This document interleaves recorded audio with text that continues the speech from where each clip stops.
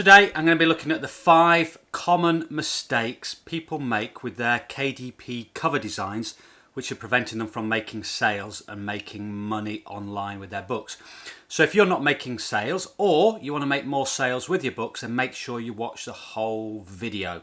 Now if you haven't been here before, my name is Marles and I do videos on how to make it, keep it and grow it, and that's your money I'm talking about. And if you like videos like that, then please give it a thumbs up, hit the subscribe button, and also smash that notification bell to receive notifications of when I produce more videos like this. And don't forget to turn notifications on as well. So grab yourself a pen and paper, take down some notes while we run through these common mistakes people make. Now when it comes to the design of a cover, I like to think of 5 real core components, and those are the graphics, the colours, the font, the positioning of the graphics and fonts or writing, and the words themselves. And these form a sort of cohesive unit that all work together. And if any of these components are wrong, it can put people off buying your books both consciously and subconsciously. Now what do I mean by subconsciously? Well, if something's not right, it just triggers this feeling that the book isn't quite right, and they'll just skim past it and start looking at covers which attract their eye. Now when people do a search on Amazon and they put the keyword in the search bar, up will appear a list of books, and it's the covers that customers look at, and it's a cover that attracts the customer's eye. So if there's anything wrong with the covers, it can make or break whether you get that sale or not. So it really is important. And especially so if you haven't got great design skills, it's still possible to produce covers that sell, but you've got to take into account these 5 things that I'm going to tell you. So the graphics. Now, are the graphics appropriate to the niche that you're targeting? And also, do the books that are in that niche, do they commonly have graphics on the cover? Now I'm going to show you just an example here. So we're on Amazon and we're looking at accounting ledgers. Now you'll see that most of these books are plain. There's one here with a couple of graphics on the front, one here, but most of them, one here, a few graphics, most of them are plain, just a plain colour. I've got a few here with graphics on the front. Those bestsellers ranks aren't very good, but if we look at the ones that are selling well, like this, got bestsellers rank of 7,000, and this, they are relatively plain covers. So that tells you that if you're going to go into something like this niche, you don't need to worry about graphics. However, if you look at, say, something like a gardening logbook, we can see here they've all got graphics on. The majority have got pictures of fruit, of gardening tools, of vegetables. So that tends to suggest that if you're going to go for that niche, yes, you need to start considering things like graphics. If you want a good resource to find good graphics, then go to somewhere like vecteasy.com where you can get vectors with commercial licenses. Always make sure you do read the license agreements and the terms of service to make sure you're not breaching that. The next thing we come to are the colours. Are the colours in keeping with the niche? Now the example we've just looked at with the accounting ledgers, most of those books that were selling well were just black with a plain white font. So why vary from that? If you do want to vary from that just to make it stand out a little, then just maybe do a single plain colour, a muted colour, not a bright red or lime green, but a sort of a low muted colour, a colour that would sit well in a company, on a bookshelf of a company. So maybe a dark maroony type red or dark navy blue with a plain font. Again, if we look at the gardening ones and you just scroll through, you can see that the colours that jump out are the greens. Most of these have a green type theme, so that would be the predominant colour that you would be using. So if we're looking at a gardening planner and you said, you know, Paul, I want to stand out, I want to do a bright purple gardening planner or logbook, yeah, it would stand out, but you probably wouldn't get any sales, because people, when they're searching for a particular book, will know the sort of colours they're expecting. Again, a lot of this is on the subconscious level. They don't go there going, I'm looking for a green book, I'm looking for a green book.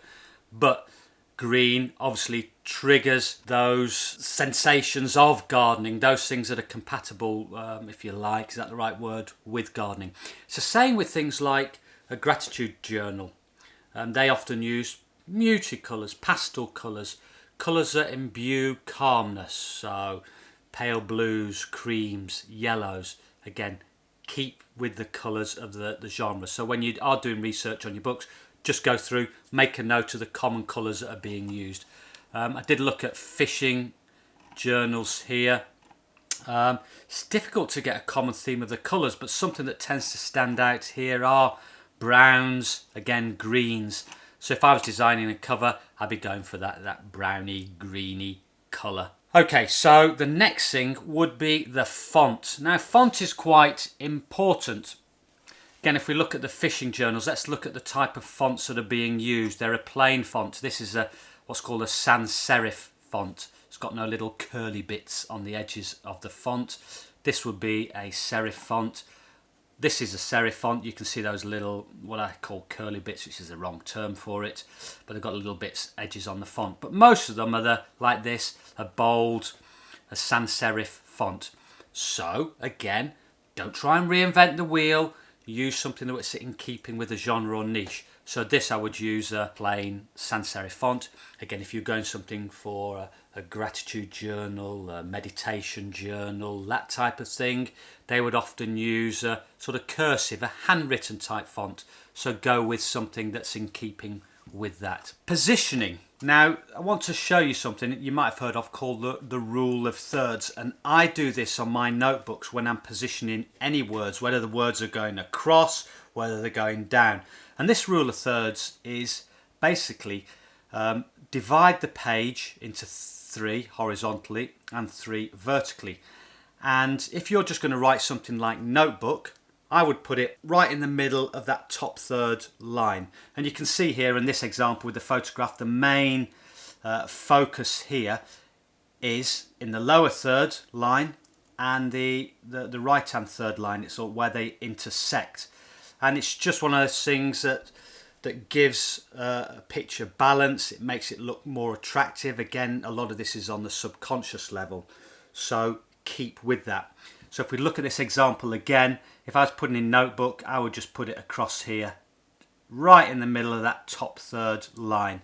And you'll find that if you do look at notebooks, books that are selling well, the words, the main focus is often in one of those zones. So do that. It just helps, again, it helps keep the design of your cover more solid. And the last thing is related to the words that are on the cover. And this sounds simple, but it does happen, and people have asked me to review their books sometimes, and I see this mistake related to words, and that is the spelling. Nothing stands out more than a misspelled word. Now, I understand a lot of people that do books, and you guys don't have English as your second language, so which is fair enough, it's absolutely fine, but it means you need to concentrate on the spelling that bit more and put the words through a spell check, whether it's on your phone, on Google, or just look at the other books in the listing for your niche and just to compare the spelling of your words to them. And that actually goes, just off the cover thing, that actually goes for the subtitle and title as well. Spelling mistakes just stand out, and if people see spelling mistakes, especially if it's on the cover, that book will be dismissed straight away. Can almost guarantee it, because it just screams low quality. The person that's produced this book hasn't bothered, hasn't cared about what they're producing. So people just scroll past that straight away, so you won't make those sales. So basically, the 5 areas are the graphics, the colours, the font, the positioning, and the words, in particular the spelling.